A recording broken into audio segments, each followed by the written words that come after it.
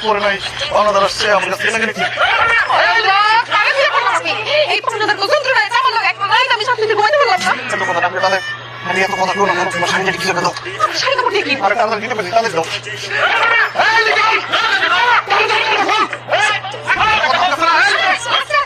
কি ব্যাপার ভাইরা আপনারা এত রাত্রে আমার বাড়িতে কেন? আমি আসছি এটা আপনি খুব ভালো করে জানেন সরেন সরেন আপনার আরে শুনেন